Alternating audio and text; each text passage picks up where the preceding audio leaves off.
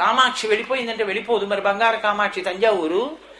కాబట్టి పూజ అన్నప్పుడు త్రికరణములు ఏకీకృతము కావాలి. నోటితో ఏది చెప్తున్నానో మనసు దాన్ని చూడాలి. మనసు దేన్ని చూస్తోందో దాన్ని కర్మేంద్రియం చెయ్యాలి, చెయ్యాలి. ఈ మూడు అలా చేస్తే అది పూజ. అందుకే మీరు చూడండి, ఒక్కొక్క చోట పూజ ఎవరో చేస్తూ ఉంటారు, ఎంత అందంగా చేస్తారంటే నిజంగా ఒక్కొక్క చోట పూజ రోమాంచితమైపోతుంది. నేను మొన్నను వరంగల్లో భద్రకాళి దేవస్థానానికి వెళ్ళాను. వెడితే భద్రకాళి దేవస్థానం అర్చకులు పూజ చేశారు. అసలు నాకు ఒక గంట సేపు బయటికి వచ్చాక కూడా అసలు పోలేదు ఆ సంతోషం. ఎంత ఆనందపడిపోయాము నిజంగా. అబ్బబ్బబ్బా, ఏమి పూజ చేసేసారండి వాళ్ళు, అద్భుతం నిజంగా. అమ్మవారు పలుకుతుంది, అలా నిలబడిపోతుంది అంతే. అలా చేశారు పూజ. అలా చెయ్యాలి పూజ చేస్తే, అంత అందంగా చెయ్యాలి. అది సంతోషతరంగితస్య కామాక్షి. ఒక గంట సేపు రోమాంచితమైపోయి, మా గోపాలకృష్ణ గారు కూడా ఉన్నారు, మురిసిపోయాం అంతే. అబ్బా, ఏం పూజ గురువు గారు, ఏం పూజ గురువు గారు అని తలుచుకుంటూనే ఉన్నారు. అలాగా అంత ఆనందంగా చెయ్యాలి పూజ చేస్తే. కాబట్టి అమ్మా, ఒక్కసారి నిన్ను పూజించిన వాడలా ఇక మళ్ళీ పుట్టడమ్మా. ఆవిడ అంత కరుణార్ద్ర హృదయ, అంత అవ్యాజ కరుణామూర్తి. ఆవిడ అంత కారుణ్యం చూపించడానికి నిజానికి కారణాలు లేవు. కానీ మూకశంకరులు అన్నారు, ఎందుకంత కారుణ్యంతో మమ్మల్ని అనుగ్రహిస్తావో తెలుసా? శంకరాచార్యులు వారు ఎలా మాట్లాడారో అంత చమత్కారంగానూ మాట్లాడారు మూకశంకరులు. ఆయన అన్నారు, హేరంబీచ గుహీచ హర్షభరితం వాత్సల్యమంకూరయన్ మారద్రోహిణి పూరుషే సహభువం ప్రేమాంకురం యంజయన్ కామాక్షి స్మితమంజరీ తవ వచో వైదగ్ధ్యముల్లంఘతే. లేకపోతే కామాక్షి స్మితమంజరీ తవ కథం కారం మయా కథ్యతే అన్నారు. హేరంబీచ గుహీచ హర్షభరితం వాత్సల్యమంకూరయన్. అమ్మా, నీ దగ్గర అపారమైన శక్తి ఉంది. అంతా ఇంత శక్తి కాదు. జ్ఞానము ఇచ్చేయగలవు, మోక్షము ఇచ్చేయగలవు, భక్తిని ఇచ్చేయగలవు. మళ్ళీ ఆ భక్తి కూడా ఎక్కడి నుంచి వస్తుందంటే ఆవిడ అనుగ్రహంగానే వస్తుంది. పోతన గారు భాగవతం చేస్తూ అంటారు, అమరేంద్రాదుల కొల్చు భంగిజనులబ్జాక్షు సేవించ విమల జ్ఞాన విరక్తి ముక్తిన సగున్ వేయేల భూనాథ తత్కమలాధీశు కథాసుధారస నదీ కల్లోలమాలా పరిభ్రమమెవ్వానికి నైన కర్ణయుగళీ పర్వంబు కాకుండుని అంటారు. ఆవిడ కథలు ప్రీతితో వింటే ఆవిడే ఇచ్చేస్తుంది ఆ భక్తి. భక్తి కూడా అమ్మవారి కటాక్షమే. అటువంటి తల్లి అంత శక్తివంతురాలు ఏం చేసుకుంటుంది ఆ శక్తి అంతా ఆవిడ? ఏమండి, ఆవిడకున్నది 2 కొడుకులు, పెద్ద కొడుకు చిన్న కొడుకు. మా పెద్ద అబ్బాయి పాపం అమాయకుడు, ఏమీ తెలియదు, వాడి కోసమే నా బెంగ, నా శక్తి అంతా వాడికి ఉపయోగించాలండి అని అందామా? వాడు హేరంబేచ, ఆయనే సామాన్యుడు కాడు, మహానుభావుడు గజాననుడు, సిద్ధి బుద్ధి అయిన భార్యలు, నిత్య బ్రహ్మచారి, సమస్తమైన విఘ్నములకు అధిపతి ఆయనే. అంతటి బ్రహ్మజ్ఞాని. గణానాం త్వా గణపతికిం హవామహే కవిం కవీనాం ఉపవశ్రమస్తమం జ్యేష్ఠరాజం బ్రహ్మణాం బ్రహ్మణస్వత ఆన శృణ్వన్ నూతిభిస్సీద సాధనం అని చెప్తున్నాం కదా. కవిం కవీనాం, కవి అంటే కవులకు కవి అని కాదు. కవిం కవీనాం అంటే సృష్టికర్తలకు సృష్టికర్త, పరబ్రహ్మస్వరూపం. అటువంటి పరబ్రహ్మస్వరూపమైనటువంటి గణపతి పెద్ద కొడుకు. ఆయనే నిన్ను సంతోష పెడతాడు. అమ్మవారు ఆయనకి ఏం చేయక్కర్లేదు, ఆయన అమ్మని సంతోష పెడతాడు. అమ్మని సంతోష పెట్టడానికి, నాన్నని సంతోష పెట్టడానికి విఘ్నేశ్వరుడికి తెలిసినన్ని మార్గాలు లోకంలో ఎవరికీ తెలియవు. ఎందుకంటే సిద్ధి బుద్ధి భార్యలు కదా. అమ్మని సంతోష పెట్టాలంటే అమ్మ రాక్షస సంహారం చేస్తూ ఉంటుంది, అవతార స్వీకారం చేసి. అప్పుడు ఉపకారం చేస్తూ ఉంటాడు. ఒకప్పుడు భండాసుర వధ చేయవలసి వచ్చింది. భండాసురుడు పెద్ద గణేశ యంత్రాన్ని తీసుకొచ్చి పాతిపెట్టేశాడు భూమిలో. అమ్మవారి సైనికులే అమ్మవారికి ఎదురు తిరిగిపోయారు ఆ యంత్ర ప్రభావానికి. అప్పుడు అమ్మవారు ఏం చేసిందంటే కనిపెట్టింది, ఓహో మహాగణేశ యంత్రం వేసేసాడరా భండాసురుడు, అందుకే నా సైన్యం నాకెదురు తిరిగిపోయిందని. వెంటనే ఆవిడేం చేసిందంటే ఓసారి మహాకామేశ్వరుడు భర్త వంక చూసి ఓ నవ్వు నవ్వేది. ఆయన కూడా ఆవిడ వంక అలాగే చూసి నవ్వాడు. కామేశ్వర ముఖాలోక కల్పిత శ్రీ గణేశ్వర. ఇద్దరు అలా నవ్వుకుంటే నవ్వుల కాంతుల మధ్యలోంచి విఘ్నేశ్వరుడు పుట్టాడు. విఘ్నేశ్వరుడు పుట్టుక అనేక రకాలుగా ఉంది, అవతారాలు ఒకటే కాదు. ఆయన ఏం చేశాడు, తిన్నగా వెళ్ళి తొండంతో అక్కడ ఉన్న గణేశ యంత్రాన్ని పెకలించి తీసి అవతల పారేశాడు. మహాగణేశ నిర్భిన్న విఘ్నయంత్ర ప్రహర్షిత. ఆ మహాగణేశ యంత్రాన్ని తీసి కాలుతో తొక్కి తొండంతో బదలగొట్టి అవతల పారేశాడు. అమ్మవారి సైనికులందరూ ఇదేమిట్రా బుద్ధిహీనం అయిపోయి అమ్మవారికి ఎదురు తిరిగాం, చిచి చిచి తప్పైపోయిందని లెంపలేసుకుని అమ్మవారి దగ్గరికి వెళ్ళి మళ్ళీ యుద్ధం మొదలెట్టారు. భండాసురుడు చచ్చిపోయాడు. కాబట్టి ఇప్పుడు మహాగణేశ నిర్భిన్న విఘ్నయంత్ర ప్రహర్షిత ఆవిడ సంతోషించింది. అమ్మ అవతారాలలో రాక్షస సంహారంలో అమ్మని సంతోష పెడతాడు. తండ్రిని ఎలా సంతోష పెట్టాలి పెద్ద కొడుకు అంటే? తండ్రికి పెద్ద కొడుకు ఇచ్చే సంతోషం ఏమిటంటే నాన్నగారికి దగ్గరగా ఉండడమే.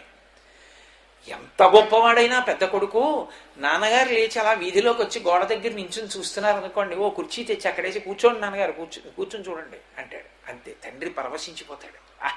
నా కొడుకు ఎంత ప్రయోజకుడురా, చూసావా నేను ఇక్కడ నించుంటే వాడు కుర్చీ తెచ్చి నాన్నగారు కూర్చోండి అన్నాడు. అదే పనిగా రాత్రి నిద్రపోయే ముందు వచ్చి ఒకసారి నాన్నగారి కాళ్ళు పట్టి పడుకుంటాడు. నాన్నగారి పక్కనే ఉంటాడు. ఎప్పుడూ పక్కన ఉండేటటువంటి పెద్ద కొడుకుని హేరంబుడిని పిలుస్తారు. అది అమ్మకి సంతోషం. నేను కడుపారనెవ్వా అని కన్న తల్లి అంటాడు శ్రీనాథుడు. ఆవిడ ఎంతో కష్టపడి కంది. అటువంటి కొడుకు తన భర్తని సంతోషపెడుతున్నాడు. ఎప్పుడు ఆయన పక్కన ఉండి నాన్నగారి సేవ చేస్తున్నాడు. అమ్మ మంచి కొడుకుని కన్నాను, పాపం ఆయన్ని ఎంత సంతోషపెడుతున్నాడో, పిచ్చి ఆయన్ని మురిసిపోతుంది అమ్మ. నాన్నగారు సంతోషిస్తారు. ఇలా ఉండేవాడిని హేరంబుడు అంటారు. పెద్ద కొడుకు అంతటి మహాజ్ఞాని. నీ భర్త అయిన పరమశివుడికి దగ్గరే ఉండి సేవ చేస్తూ ఉంటాడు. ఇంకింతకన్నా ఏం కావాలమ్మా నీకు? కాబట్టి నీ శక్తి విఘ్నేశ్వరుడికి ఉపయోగించక్కర్లేదు. గుహేచ రెండోవాడు సుబ్రహ్మణ్యుడు. పోనీ రెండో కొడుకు ఏమన్నా నువ్వు ఉపకారం చేయాలా? అందుకే మూకశంకర్లు అందమైన మాట వేశారు. సుబ్రహ్మణ్యుడికి ఎన్నో నామాలున్నా వాడలా. గుహేచ, గుహ అంటే ఆత్మగుహ. ఆయన ఆత్మజ్ఞాని, పరబ్రహ్మస్వరూపుడు, మహానుభావుడైన వేదస్వరమంతా ఆయన రూపం. అందుకే నాగేంద్ర రూపంలో ఉంటాడు. అందుకే వేద పండితులు పూర్వం ఎక్కడెక్కడ నివాసం ఉన్నారో, ఎక్కడ అరుగుల మీద కూర్చుని వేదమంత్రములను ఆమ్నాయించేశారో అక్కడక్కడ సర్పరూపంలో లభిస్తూ ఉంటాడు. కారణం ఏమిటంటే సర్పం స్వరానికి ఆనందపడుతుంది. వచ్చి దాని ముందు వాద్యం మోగిస్తున్నారనుకోండి, అది అలా వింటూ ఊగుతుంది. పశుర్వేత్తి శిశుర్వేత్తి వేత్తిగాన రసంఫణి. వేదమంతా గానం. అందుకే రామాయణం అంతా గానం, వేదోపబ్రహ్మణం. కాబట్టి నిజానికి వేదంలో శ్లోకాలు చదవమని చెప్పలేదు, శ్లోకాలు పాడమని చెప్పారు. అందుకే లవకుశులు ఇద్దరు వీణ మీద పాడారు తప్ప శ్లోకాలు చదవరు. అసలు రామాయణం వీణకి పాటకి కట్టుబడుతుంది. మన దురదృష్టం ఏమిటంటే ఇవాళ రామాయణ శ్లోకాలు పాడేవాళ్ళు లేకపోవడం, ఆ శ్లోకాలు వీణ మీద వాయించేటటువంటి ప్రజ్ఞ నశించిపోవడం. ఇప్పటికీ ఉన్నారు పెద్దలు, నిజంగా వాళ్ళు సంకల్పం చేస్తే వాయించలేని విషయం ఏం కాదు, వాయించగలరు. కాబట్టి గుహేచ ఆయన సుబ్రహ్మణ్యుడు వేదస్వరస్వరూపి. అందుకే మీకు ఇప్పటికీ ఆ మల్లవరం దగ్గర అనేకమైనటువంటి అగ్రహారాల్లో వేద పండితులు ఘనాపాటీలు కూర్చుని స్వరం తప్పకుండా వేదమంత్రాలు ఎక్కడ చెప్తారో అక్కడ పాములు దేవతా సర్పాలు దొరికాయి. మల్లవరం గ్రామంలో వేద పండితులందరూ ఎక్కడ కూర్చుని వేదం స్వరంతో చదివారో అక్కడే ఒకానొకప్పుడు ఒక గుంతలో బ్రహ్మాండమైన దేవతా సర్పం పడుకుని దర్శనమిచ్చింది. అది బయటికి వెళ్ళకపోతే మారేడు దళాలు వేశారు, అందులో పడుకుని ఉండేది. అది ఎదురుగుండా కోనేట్లో స్నానం చేసి శివలింగానికి చుట్టుకునేది.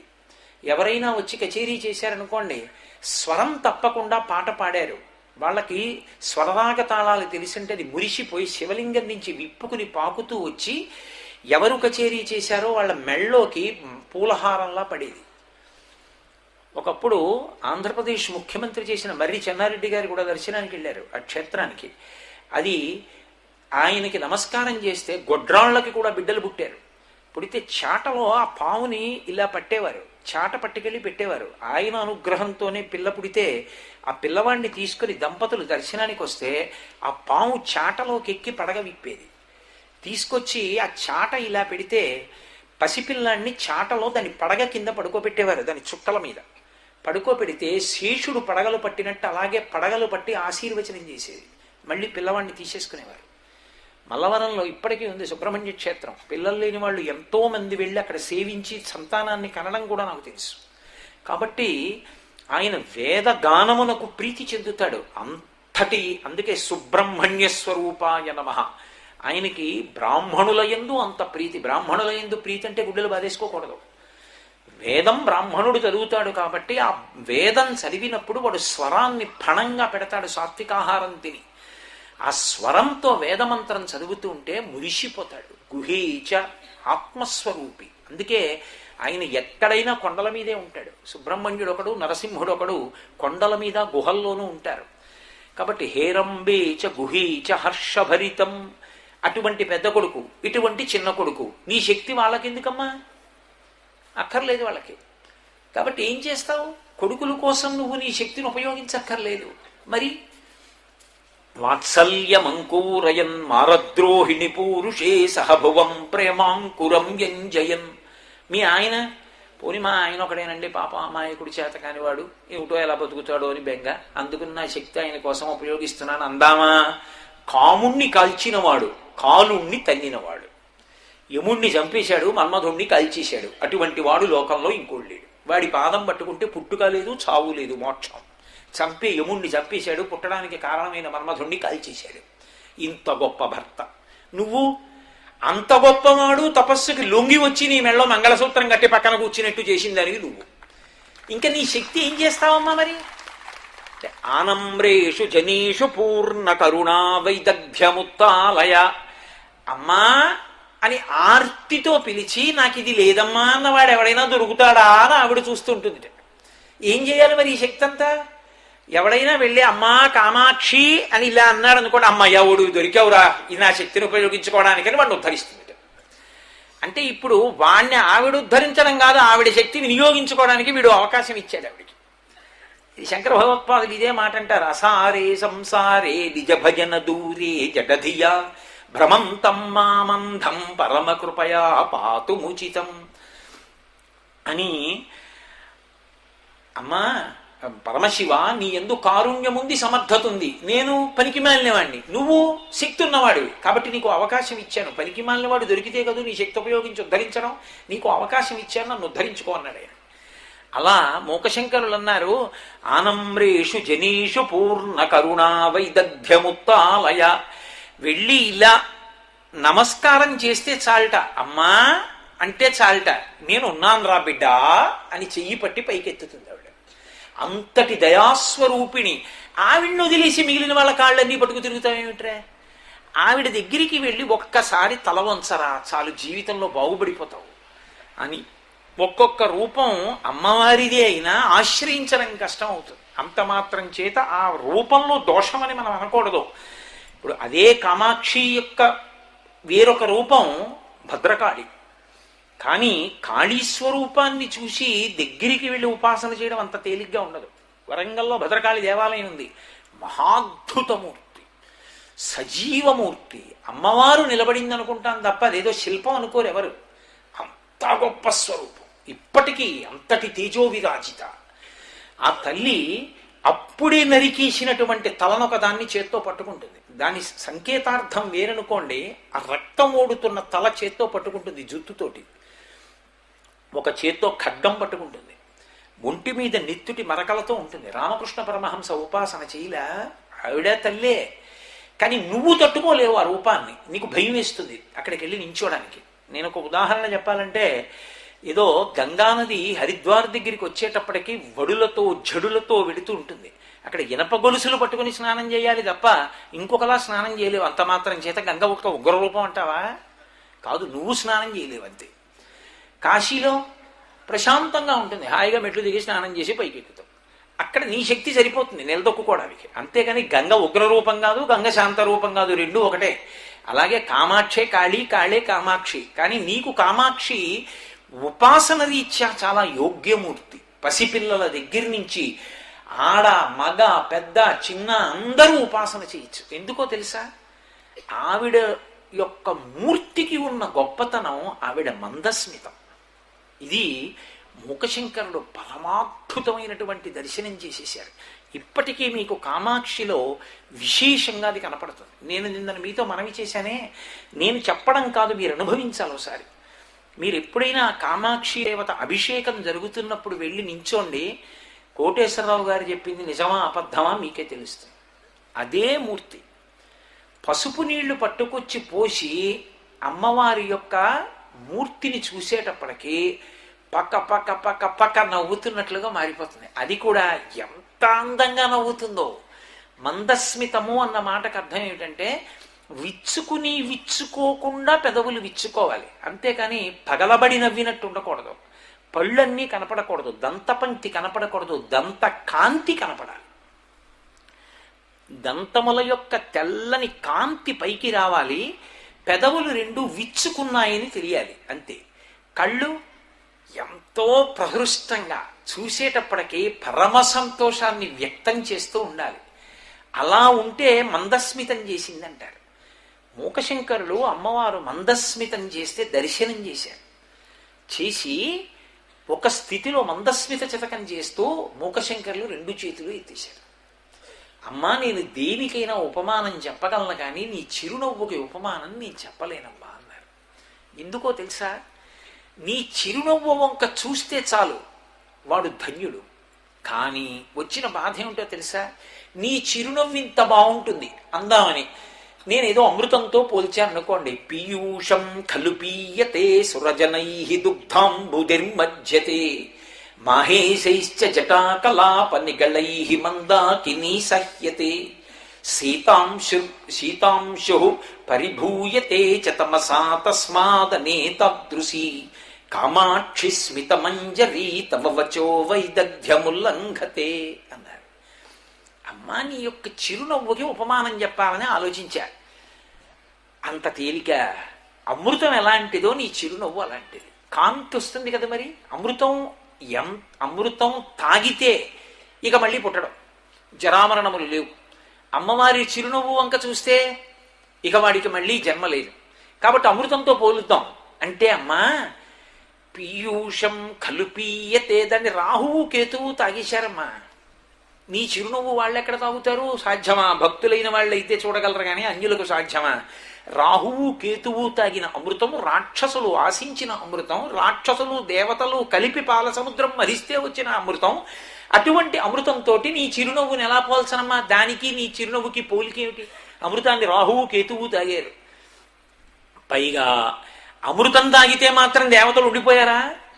సుధామప్యాస్వాద్య ప్రతిభయజ రామృత్యుహరిణి విపద్యంతే విశ్వే విదిశతమఖముఖాద్యాది విశద కరాళం యక్షేళం కబళతవథ కాలకలన నశంభోస్తన్మూలం తవ జనని తాటంక మహిమా అంటారు సౌందర్యలహరిలో శంకర భగవత్పాదులు. అమృతం తాగిన దేవతలు శాశ్వతంగా బ్రతికుండిపోయారేంటి? వాళ్ళు కూడా శరీరాలు విడిచిపెట్టేసే క్షీణే పుణ్యే మత్స్యలోకం విశంతి, భూమి మీదకి వచ్చేసారు. కాకపోతే పుట్టినప్పుడు చచ్చిపోయినప్పుడు కూడా, అంటే శరీరం విడిచిపెట్టేసినప్పుడు కూడా వాళ్ళు 30 ఏళ్ల వయసులోనే ఉంటారు. జరామరణము, జర కానీ వ్యాధి కానీ భోగమునందు ఎక్కడైనా సరే అల్పత్వము కానీ లేదా వాళ్ళకి వైక్లభ్యము కానీ ఇటువంటి ఉండవు. కాబట్టి వాళ్ళు దేవతలు అయ్యారు. కానీ అమ్మ, నీ మందస్మితం, నీ చిరునవ్వు అమృతంతో ఎలా పోల్చనమ్మా? అందుకని కుదరదు. పోన్లేవయ్యా, అమృతం కుదరకపోతే ఇంకోటి ఆలోచించు. పీయూషం ఖలు పీయతే సురజనై దుగ్ధాంబుధిర్మజ్యతే. పాలసముద్రంతో పోలుస్తానమ్మా. పాలసముద్రం ఎలా ఉంటుందో నీ నవ్వు అలా ఉంటుంది. అంత తుంపర్లతో అంత పెద్ద పాలసముద్రాన్ని చూసామనుకోండి, మనసు ఎలా ఉంటుంది? పాలకన్నా స్వచ్ఛమైనవి ఎక్కడుంటాయి లోకంలో? అందుకని పాలసముద్రంతో పోలుస్తాను. అబ్బే, కుదరలేదమ్మా. ఎందుకు కుదరలేదు? అది దుగ్ధాంబుధిర్మజ్యతే. దాన్ని దేవతలు రాక్షసులు ఓ పర్వతాన్ని అందులో దింపి వాసుకి అనే పెద్ద సర్పాన్ని తీసుకొచ్చి దానికి చుట్టి అమ్మా చిలికారు. చిలికినప్పుడు విషం కక్కింది వాసుకి. పైగా ఎంత వేడి పుట్టిందో తెలుసా? ఎంత హింస జరిగిందో తెలుసా? ఆ పాలసముద్రాన్ని చిలికినప్పుడు మందర పర్వతం తిరుగుతుంటే ఎన్ని ప్రాణులు చచ్చిపోయాయో. అన్ని ప్రాణులు చచ్చిపోయి తన వలన హింస జరిగిందని శ్రీ మహావిష్ణువు బెంగపెట్టుకున్నారు. బెంగపెట్టుకుంటే ఆ పాపం ఎలా పోతుంది? ఇన్ని ప్రాణులు చచ్చిపోవడానికి నేను కారణమయ్యానే, ఎంత మందర పర్వతంగా నిలబడితే మాత్రం. అంటే ఆ పాపం పోవడానికి ఏం చేశారంటే కచ్చపేశ్వరుడు అన్న పేరుతో మళ్ళీ తాబేటి రూపంలో వెళ్ళి కాంచీపురంలోనే పరమశివుణ్ణి ఆరాధన చేశారు. ఆరాధన చేస్తే ఆయన పాపం పోయింది. పాలసముద్రాన్ని చిలికినప్పుడు వాసుకుని చుట్టి చిలికారు కాబట్టి దాని ముఖాల్లోంచి పడినటువంటి ఆ వేడి చిలికినప్పుడు పుట్టిన ఘర్షణ వేడి, వీపు మీద పర్వతం తిరిగిన వేడి, ఇంత వేడి పుట్టి ఒళ్ళు వేడెక్కిపోతే ఎలా తగ్గుతుంది? ఎలా తగ్గుతుందంటే ఏకాంబరేశ్వరుడికి ముందు నుంచో ఆయన యొక్క చంద్రబింబం నుంచి, ఆయన నుంచి వచ్చే చల్లని గాలి పడి నీ వేడి తగ్గుతుందన్నారు. ఇప్పటికీ ఏకాంబరేశ్వరుడికి ఎదురుగుండా రాజద్వారం దగ్గరే శ్రీ మహావిష్ణువు నిలబడి ఉంటారు. కాబట్టి అమ్మా, పాల సముద్రాన్ని రాక్షసులు దేవతలు చిలికేశారమ్మా వాసుకుని పెట్టి, అందులో విషం పడిందమ్మా, ఎన్నో జీవులు చచ్చిపోయాయమ్మా, పర్వతం తిరిగిందమ్మా, తాబేలు పడుకుందమ్మా. అలాంటి పాల సముద్రాన్ని నీ చిరునవ్వుని పోల్చనా? వద్దమ్మా, తీసేశాను. అమృతము పనికిరాలేదు, పాల సముద్రము పనికిరాలేదు, పోనీ దేంతో పోలుస్తావు అంటే ఆయన అన్నారు, పీయూషం ఖలు పీయతే సురజనై దుగ్ధాంబుధిర్మజ్జతే మాహేశైశ్చ జటాకలాప నిగలై మందాకిని సహ్యతే. మందాకిని అంటే ఆకాశగంగ, ఆకాశంలో ప్రవహించే గంగ. గంగానదితో పోలుస్తానమ్మా. గంగానది తిరుగులేంది కదూ. శంకర భగవత్పాదులంతటి వారు మోహముద్గరంలో భగవద్గీత కించిదీత గంగాజలవ కడికాపీత సకృతపీన మురారి సమర్చ క్రియతే తస్య యమేన చర్చ అన్నారు. గంగాజలవ కణికాపీత, ఒక్క గంగ నీటి బొట్టు నాలుక మీద వేసుకుంటే యముడితో వాదన లేదు. నేను ఎందుకు వాదిస్తా ఉండి ఆయనతో అంటామేమో. ఆఖరణ ఆయన రమ్మంటాడు, మనం వద్దంటాం. కాబట్టి వాదన జరగదు. వాదన ఉండదు అంటే గంగ నీటి బిందువు నాలుక మీద వేసుకున్నవాడు ఇక యమదర్శనం చేయడు, అంటే స్వర్గలోకాన్ని పొందుతాడు అని. అంత గొప్పది కాబట్టమ్మా గంగతో పోలుస్తాను ఈ చిరునవ్వు. బాగుంది, పోని పోల్చబోయ్. మళ్ళీ వద్దమ్మా, పోల్చను. ఏమైంది? మందాకిని సహ్యతే. గంగకు అహంకారం ఉందమ్మోయ్. ఎందుకంటే పరమశివుడు పట్టుకుంటానని హిమాలయ పర్వతాల మీద ఇలా నించున్నాడు. నించుంటే ఆవిడంది, పిచ్చి శివుడు ఎలా నించున్నాడో చూడు, నేను పడితే పట్టుకుంటానని, ఈడ్చేస్తా పాతాళానికి, ఏమనుకుంటున్నాడో అని పైనుంచి పడింది. పడితే పరమశివుడు అన్ని ప్రాణుల మనస్సులు తెలుసుకోగలిగినవాడు. గంగా, ఎంత అహంకరించావే, నన్ను ఈడి చేస్తావా, చూడు నీ పని చెప్తానని పెద్ద జటాజూటం పెంచాడు. ఇప్పుడు సాకథం చిన్మహీం గంతుం న శక్నోద్యత్నమాస్థిత నైవ నిర్గమనం లేభే జటామండలమోహిత అంటారు బాలకాండల వాల్మీకి మహర్షి. అందులోంచి ఒక గంగ నీటి బిందువు కూడా కింద పడలేదు. సంవత్సరముల పాటు గంగా ప్రవాహం అలా పడుతూనే ఉంది. పాపం భగీరథుడు ఆ పక్క శిఖరం మీద నుంచి చూస్తున్నాడు, గంగ పడుతుంది, తీసుకెడదాం పాతాళ లోకానికి. ఈయన పట్టుదల బాగుంది, ఆవిడ అహంకారము బాగుంది. కింద పడదే గంగ. మళ్ళీ వెళ్ళి తపస్సు చేసి ప్రార్థన చేశాడు, అయ్యా ఆవిడ అహంకారం తగ్గిపోయింది, వదిలిపెట్టేయండి మహాప్రభు అని. అప్పుడు వదిలిపెట్టాడు. కాబట్టి భవాంగపతినంతో యం పవిత్రమితి వస్పృశు అంటారు. ఒక్కసారి జటాజూటంలోంచి వదిలిపెట్టేస్తే ఎంత నీరు పడిపోయిందంటే ఒక్కసారి 7 పాయలు కింద వెళ్ళిపోయింది ఆ గంగ అంతా కూడా. తూర్పుకు వెళ్ళిపోయినటువంటి పాయనంతటినీ కూడా హ్లాదిని, పావని, నళిని అని పిలుస్తారు. పశ్చిమ దిక్కుకు వెళ్ళిపోయినటువంటి పాయలు సీత, సింధువు, సుచక్షువు. భగీరథుడి వెనకాతల వెళ్ళిపోయిన పాయకి భాగీరథి అని పేరు. యతో భగీరథో రాజా తతో గంగా మనస్విని జగామ సరితా శ్రేష్ఠాం సర్వపాప ప్రణాశిని అని ఎటువైపు భగీరథుడి రథం వెళ్ళిపోతుందో అటువైపు వెళ్ళిపోయింది 7వ పాయ. కాబట్టి భాగీరథి అంత గొప్పగా పడింది గంగ. పడినప్పుడమ్మా ఆ గంగ అహంకరించింది, శివుణ్ణి ఈడ్చేస్తానని. అప్పుడు శివుడు కట్టేశాడు. అప్పుడు అహంకారం పోయింది. పోయినందుకు క్షమాపణ ఎప్పుడు చెప్పిందో తెలుసా గంగ? ఆ శివుడే శంకరాచార్యుల వారిగా వచ్చాడు. వచ్చి శంకరాచార్యుల వారు గంగా స్నానానికి ఎడుతున్నారు. అప్పుడు తల మీద పడడానికి అహంకరించిన గంగ శివుడు శంకరాచార్యులుగా వారిగా వస్తున్నాడు. నమ కపర్దిని చ వ్యుక్తకేశాయచ, అంత జటాజూటం ఉన్నవాడు ఇప్పుడు బోడిగుండు ఉన్నవాడిగా వస్తున్నాడని చెప్పి ఎదురెళ్ళి కాళ్ళు గడిగింది. అమ్మా, నీకో మీ ఆయన పేరు చెప్తే చాలు మహాభక్తి, మహాపతివ్రతవి. శంకరాచార్యులు వారు సౌందర్యలహరి చేస్తూ అమ్మవారి ఒళ్ళంతా సున్నితంగా ఉంటుంది, మోకాళ్ళు మాత్రం గరుగ్గా ఉంటాయన్నారు. ఎందుకు గరుకెక్కాయి అంటే పరమశివుడు ఎన్ని మాటలు కనపడితే అన్ని మాటలు మోకాళ్ళ మీద వంగి తల శివుడి పాదాలకి తాటించి నమస్కరిస్తుంది. అమ్మ అలా వంగి వంగి నమస్కారాలు చేసి నీ మోకాళ్ళు గరికెక్కిపోయాయమ్మా అన్నారు. అంతటి మహాపతివ్రత తల్లి. అమ్మ, నీకు భర్త పేరు చెప్తే అంత గౌరవం. ఆఖరికి సరస్వతీదేవి వచ్చి పక్కన కూర్చుని కచేరీ చేస్తే అమ్మవారేం తక్కువ శక్తి ఉన్నదా? ఆవిడ మీద పాట పాడచ్చు, కానీ ఆవిడ ఇష్టపడదు. ఎవడ్రా నా గురించి పాట పాడుతున్నాడు అంటుంది. ఆయన గురించి పాడితే సంతోషపడిపోయి ఆ చెవులుకి పెట్టుకున్నటువంటి తాటంకములు కదిలేటట్టుగా తాంబూల పూరిత ముఖి అని తాంబూల చర్వణం చేస్తూ వీణానాద నిమీలితార్థనయనే విప్రస్థ చూడింబరే, ఆ తాంబూలం ఇలా నవ్వులుతూ ఇలా సంతోషంగా తల ఊపుతుందిట. ఊపితే ఇలా ఊగుతాయిట చెవి తాటంకాలు. అందుకే శంకరులు సౌందర్యలహరిలో విపంచాగాయంతి వివిధమపదానం పశుపతే అంటారు. పరమశివుడి మీద కీర్తనలు సరస్వతీదేవి వాయిస్తుంటే అమ్మవారు పొంగిపోతుంది. అందుకే సౌందర్యలహరి అమ్మవారికి సంబంధించిందైనా అమ్మవారి పేరుతో మొదలు పెట్టాల, శివ అని మొదలెట్టారు. శివశక్త్యాయుక్తో ఇది భవతి శక్త ప్రభవితం. ఆయన పేరు ఎత్తకపోతే ఆవిడ మాట్లాడినవాడు. ఆవిడ అంతటి మహాపతివ్రత. అమ్మ నువ్వో అంతటి మహాపతివ్రతవి, గంగో అంతటి అహంకారి. అంతటి అహంకారి గంగమ్మతో నీ చిరునవ్వు ఎలా పోల్చనమ్మా? కుదరదు, తీసేశాను. అయ్యి బాబో ఇది పనికి రాలేదా? అమృతం పనికి రాలేదు, పాలసముద్రం పనికి రాలేదు, గంగానది పనికి రాలేదు. పోన్లే ఇంకోటి చెప్పు, ఇదేంతో పోలుస్తావు? శీతాంశు చంద్రబింబంతో పోలుస్తానమ్మా. ఎందుకని? అందరికీ చల్లగా ఉంటుంది, సుధాధారలు కురిపిస్తుంటాడు, అమృతధారలు పడుతుంటాయి. కాబట్టి అమ్మా చంద్రబింబంతో పోలుస్తా నీ చిరునవ్వుని, బాగుంటుంది. అలాగే నీ ఇష్టం, పోల్చు. వద్దమ్మా పోల్చను. మళ్ళీ ఏమైంది? శీతాంశుర్ పరిభూయతే చ తమసా తస్మాదనే తాదృశీ. పర్వకాలముల యందు రాహువు కేతువు వచ్చి చంద్రబింబాన్ని పట్టుకుంటూ ఉంటారు.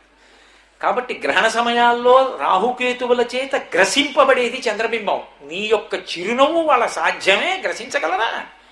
నీ చిరునవ్వుని గ్రసించలేరమ్మా. అంత గొప్ప నీ చిరునవ్వుని చంద్రబింబంతో ఎలా పోల్చను? కాబట్టి పోల్చను. సరే బాగుందయ్యా, మరి ఇదేంతో పోలుస్తావు అంటే, కామాక్షి స్మితమంజరీ తవ కథం కారం మయా కథ్యతే, లేదా కామాక్షి స్మితమంజరీ తవ వచో వైదగ్ధ్యముల్లంఘతే. అమ్మా నీ చిరునవ్వుకి పోలిక చెప్పడానికి నా దగ్గర ఏ వస్తువు లేదు, 2 చేతులు ఎత్తి నమస్కారం చేస్తున్నాను. అంతటి అద్భుతమైనటువంటి చిరునవ్వుతో కూర్చుని ఉండేటటువంటి రూపం కామాక్షి. అటువంటి తల్లి పాదాలు పట్టుకోవడం ఎంత అదృష్టం. విశేషం ఏమిటంటే, బహుశः ఓ 3-4 ఏళ్ల తర్వాత ఎప్పుడైనా నేను మళ్ళీ ఇలా సాలూరు వైపుకి వస్తే ఇదే ప్రాంగణంలో నేను కామాక్షి పరదేవత దర్శనం చేయొచ్చు. అందుకేనేమో అమ్మవారి ఇక్కడ కామాక్షి గురించి చెప్పిస్తాను. కాబట్టి కామాక్షి స్మితమంజరి, ఆ తల్లి యొక్క చిరునవ్వు కాంతులంత గొప్పగా ఉంటాయి. అటువంటి తల్లిని ఎవరు ఉపాసన చేస్తారో, ఆ తల్లికి ఎవరు త్రికరణ శుద్ధిగా నమస్కారం చేస్తారో, ఆ తల్లిని ఎవరు పూజిస్తారో అటువంటి వారందరికీ కూడా విశేషమైన అనుగ్రహము లభిస్తుంది.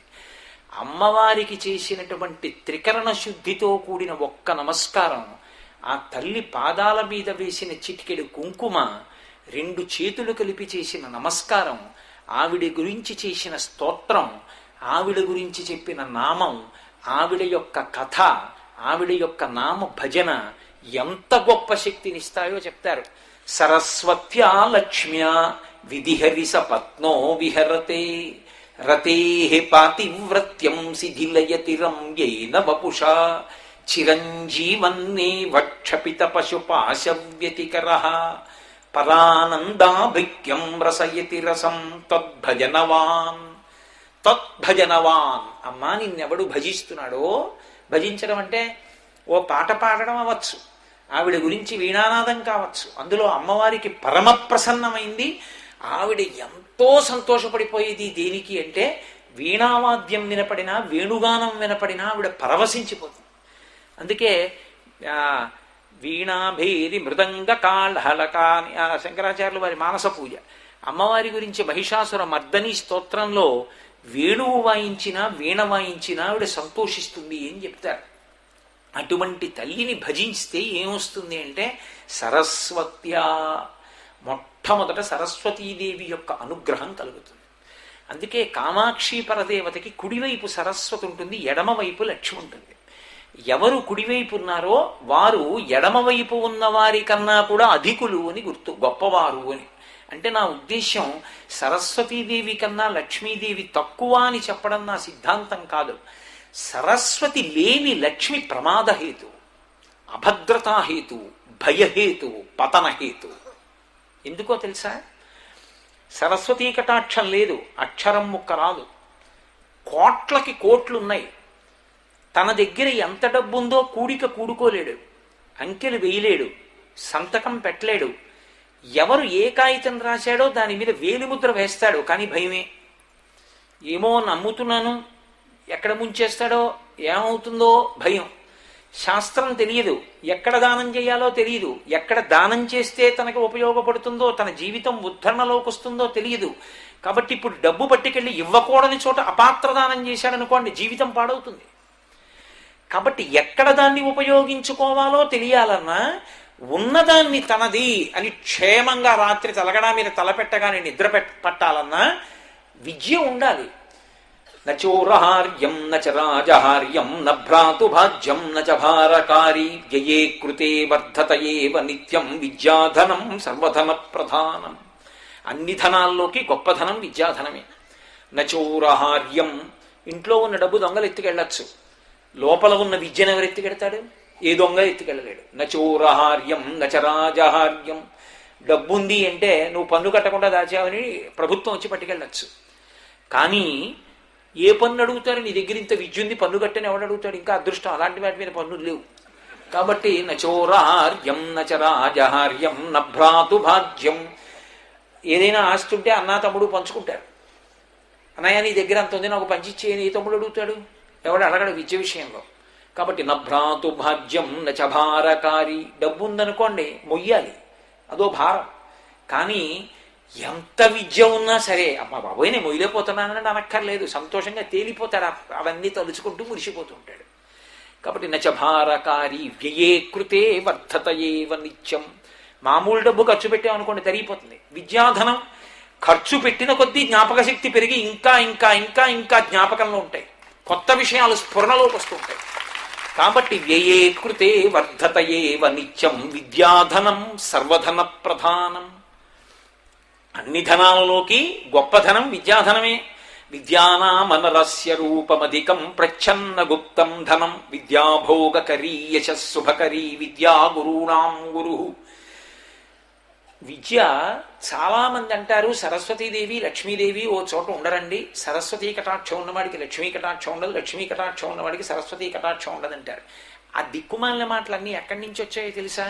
వీడి స్వానుభవం, వీడికి ప్రవర్తన తెలియదు. తెలియక ఏం చేస్తారంటే దెబ్బలాడుకు చచ్చి అత్తా కోడలు ఓ ఇంట్లో ఉండరు, వేరు కాపురం పెట్టుకుంటారు. కాలు పెట్టినతోనే కాంతుని మెడ విర్చి నిండు సంసారంబు రెండు చేసి తన మగడెంత ఆర్జనపరుడైన పొరుగు పుల్లమ్మ కాపురము మిచ్చి ప్రాణీషుడొకటి సల్పగ తానొకటి సల్పి అది ఏమనంగా కస్సుమను చులీచి విభుడిందులకు నేని విసిగి ఒక్కటి ఎన పెళ్ళు పెళ్ళున 10 వేలుగుప్పి పట్టజాలక పెనిమిటి ఇట్టెయన్న బావికిని ఏటికిని వడి పరువులెట్టెడి కాంతతోడి కాపురము కంటే వేరే నరకంబు కలదే. ఈ పద్యం చదివినంతసేపు నేను ఇటే చూస్తూ చదివే తప్ప అటువైపు తిరిగి చదవలేదు. కాబట్టి నా ఉద్దేశం అది కాదు సుమా. మీ అందరూ కామాక్షి పరదేవతా స్వరూపాలు ఎవరో ధూర్త స్త్రీల గురించి చెప్పాను కానమ్మా, మీ వంటి వారి గురించి నేను అనలేదు, అలా అనను కూడా. నేను సభకి ప్రారంభం చేసే ముందు పరమేశ్వర స్వరూపమైన సభకి నమస్కారం అని చెప్తా. నేను యథార్థంగా మిమ్మల్ని అందరినీ చూసినప్పుడు నాకు నా తల్లి కామాక్షి ఇన్ని ముఖాలతో కనపడుతోందని భావన చేస్తాను తప్ప అలా అర్థం బద్ద అసహ్యకరమైన విషయాలు నేను మీకు అన్వయించాను. లోకంలో ఎప్పుడూ మంచి చెడు ఉంటుంది. ధూర్త స్త్రీల గురించి ఆ మాట చెప్పారు. కాబట్టి సరస్వతీ కటాక్షం అనేటటువంటిది ఉంటే లక్ష్మీ కటాక్షం ఉండదు అని సిద్ధాంతీకరించకూడదు.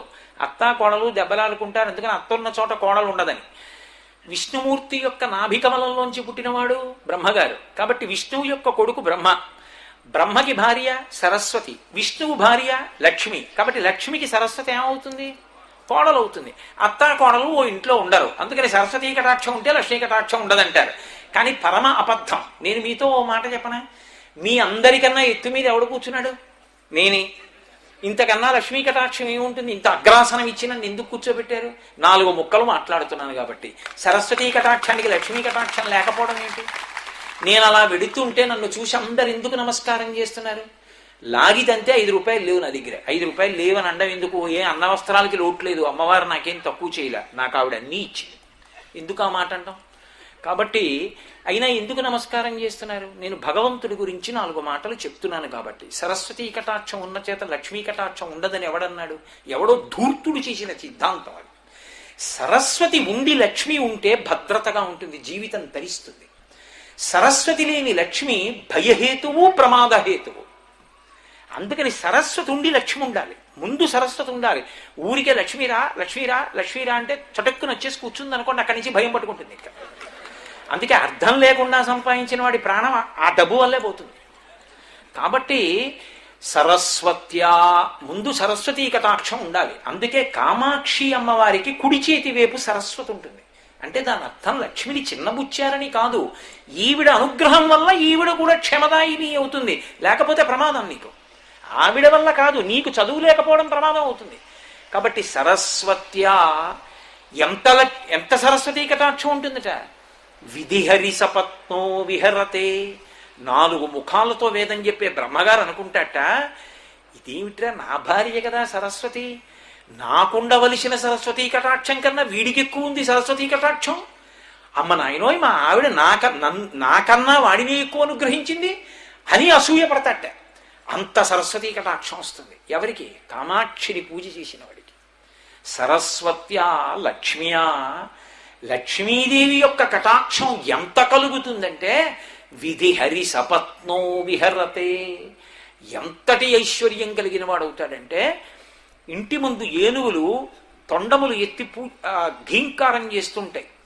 రావణుడు శివస్తుతి చేస్తూ అంటాడు, ఎవరు ప్రదోష వేళలో ఈ స్తవం చేస్తున్నారో వారి ఇంటి ముందు ఏనుగులు తొండములు ఎత్తి ఘీంకరిస్తాయని. ధర్మరాజు గారి ఐశ్వర్యం గురించి మహాభారతంలో ద్రౌపదీదేవి చెప్తుంది.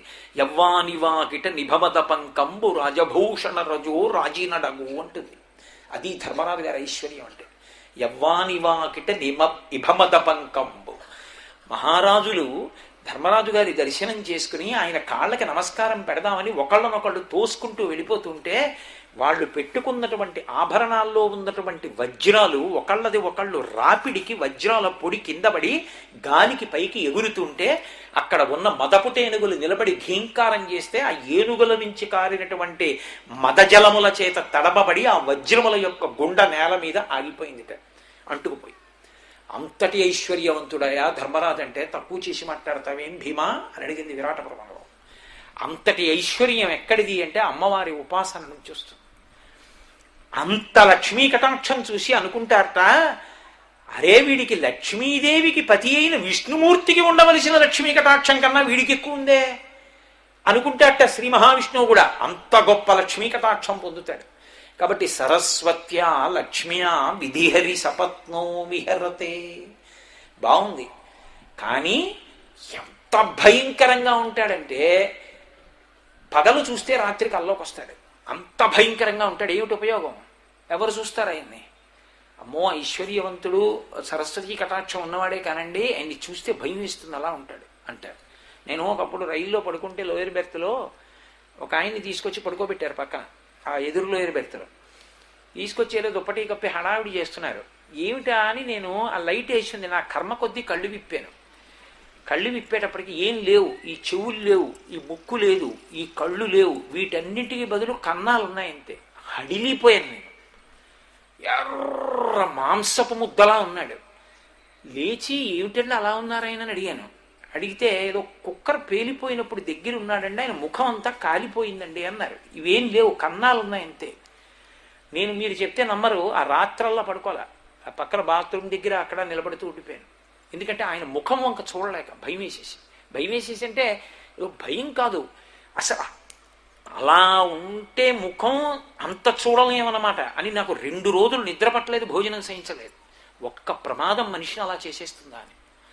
కాబట్టి ఎంత సరస్వతీ కటాక్షం ఉన్నా, ఎంత లక్ష్మీ కటాక్షం ఉన్నా రూపం సరిగ్గా లేకపోతే కాదుట. ఎవరు కామాక్షి పరదేవతకి భక్తుడై ఉంటాడో వాడు ఎంతటి రూపవంతుడవుతాడంటేట, రతేహే పాతివ్రత్యం శిథిలయతి రమ్యేన వపుషా. లోకంలో అందగాడు అంటే మన్మధుడితో పోలుస్తాం. అసలు నిజానికి లోకంలో అందగాడు అన్న మాట అన్వయం అయ్యేంత అందగాడు ఎవరంటే పరమశివుడు. ఎందుకో తెలుసా? మెట్లెక్కడం అని ఒక మాట ఉంటుంది కదా. మన్మధుడు చాలా అందగాడు, కానీ మన్మధుడు అందగాడన్న గర్వాన్ని పోగొట్టగలిగినంత అందగాడు శ్రీ మహావిష్ణువు. సుప్రభాతంలో చెప్పట్లా, కందర్పదర్పహర సుందర దివ్యమూర్తే కాంతా కుచాంబురుహ కుట్మలలోల దృష్టే కళ్యాణ నిర్మల గుణాకర దివ్య కీర్తే శ్రీ వెంకటాచలపతే తవ సుప్రభాతం అని. కందర్పుడు అంటే మన్మధుడు. నేను అందగాణ్ణని మన్మధుడు అనుకుంటాట. తండ్రి విష్ణువు వెళ్ళి పక్కన నిలబడితే అబ్బా కొడుకు కన్నా నాన్నే బాగున్నాడండి అంటారట. అంత అందంగా ఉంటాడు ఆయన శ్రీ మహావిష్ణువు. కందర్పదర్పహర సుందర దివ్యమూర్తే కాంతాకుచాంబురుహ కుట్మల లోల దృష్టి. ఆ దర్శనానికి వచ్చినటువంటి ఆడవాళ్ళందరి యొక్క స్తనాగ్రమల వంక చూస్తూ ఉండేవాడు అని అర్థం చెప్పకూడదు దానికి. అంతకన్నా అన్యాయమైన మాట ఇంకోటి లేదు. అలా అయితే ఎవరెడతారు అసలు ఆయన దగ్గరికి? ఆయన కర్మ. ఎందుకు అలా చూస్తాడు ఆయన బిడ్డల్ని? కాదు, కాంతా కుచాంబురుహ కుట్మలలోల దృష్టి అంటే, కాంత అంటే ఆయన భార్య భూకాంత.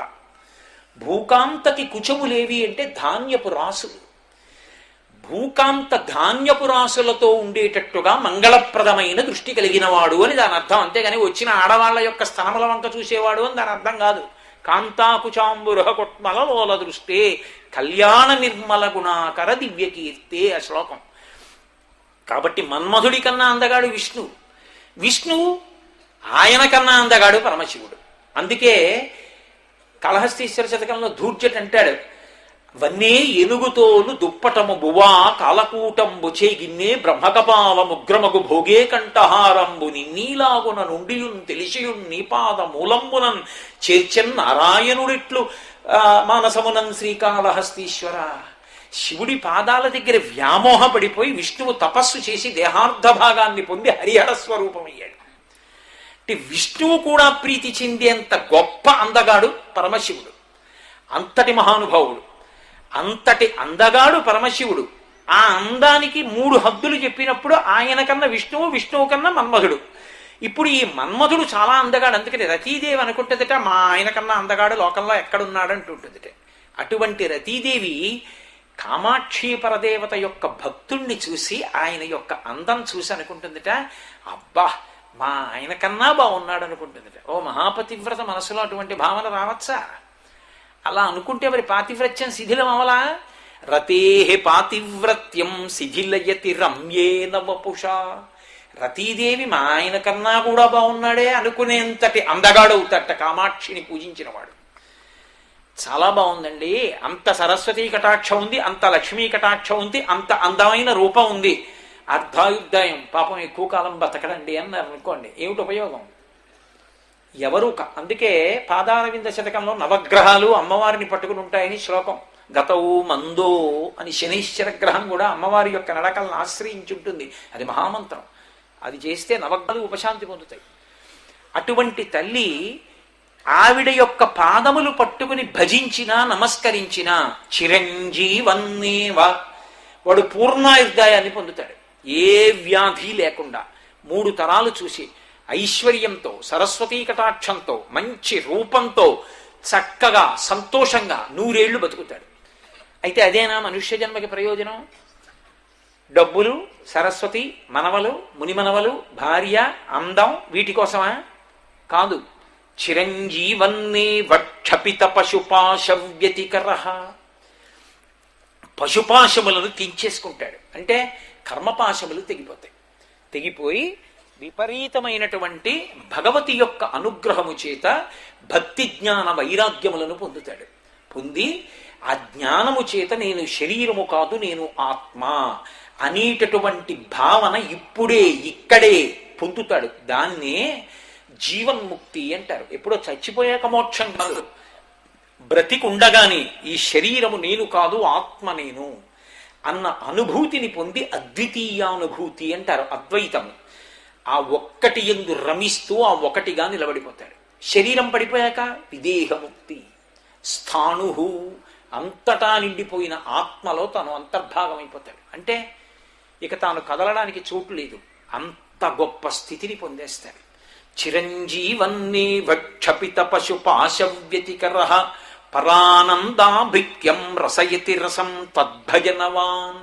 ఓ కామాక్షి పరదేవత, ఎవడు నిన్ను భజించాడో, ఎవడు నీ పాదాల మీద పువ్వులేశాడో, ఎవడు కుంకం వేశాడో, ఎవడు 2 చేతులెత్తి నమస్కరించాడో, ఎవడు స్తోత్రం చేశాడో, ఎవడు నామములు పలికాడో, ఎవడు ప్రదక్షిణం చేశాడో, ఎవడు స్తోత్రం చేశాడో, ఎవడు పరవశించిపోతున్నాడో, అటువంటి వాళ్ళందరూ కూడా ఇన్ని అనుగ్రహాల్ని పొందుతారు. అమ్మవారి యొక్క సేవాఫలము అంత గొప్పది అని నిర్ధారణ చేయబడింది. అంత గొప్ప స్వరూపం కామాక్షి పరదేవత. ఆవిడ నిలయమైనటువంటి కాంచీపురం అంత గొప్ప క్షేత్రం, మోక్షపురి. జీవితంలో ఐశ్వర్యము అని జీవుడికి దక్కించుకునేదైనా ఏదైనా ఉంటే కాంచీపురం వెళ్ళడం, కామాక్షి పరదేవత దర్శనం చేయడం, కామకోటి పీఠానికి వెళ్ళి చంద్రశేఖరేంద్ర సరస్వతి మహాస్వామి వారి బృందావనానికి ప్రదక్షిణం చేసుకోవడం. అంతకన్నా గొప్పవి ఉంటాయని నేను అనుకోవట్లేదు. దక్షిణ దేశం మొత్తం మీద ఏకైక మోక్షపురి కాంచీపురం ఒక్కటే. అయోధ్య, మధుర, మాయా, కాశీ, కాంచీ, అవంతిక, పురీ, ద్వారవతి చైవ సప్తైతే మోక్షదాయక. 7 మోక్షములనివ్వగలిగినటువంటి పురములు ప్రవేశమే చాలు. శంకరులే సౌందర్యలహరి చేస్తూ అమ్మవారి యొక్క వైభవము ప్రకాశించడం చేత ఏర్పడిన గొప్ప గొప్ప క్షేత్రములు చెప్పారు. ఆవిడ దృష్టి చేత ఏర్పడ్డాయి. విశాలా కళ్యాణి స్ఫుటరుచిరయోధ్యా కువలయై కృపాధారాధారా కిమపి మధురా భోగవతిక అవంతి సృష్టిస్తే బహునగర విస్తార విజయ ధ్రువం తత్తన్నామవ్యవహరణ యోగ్యా విజయతే అన్నారు. అమ్మవారి దృష్టి పడినటువంటివి క్షేత్రములయ్యాయి. వాటికన్నా కాంచీపురము చాలా ఉత్కృష్టమైనటువంటి క్షేత్రం. అందులో అడుగు పెట్టడమే చాలు.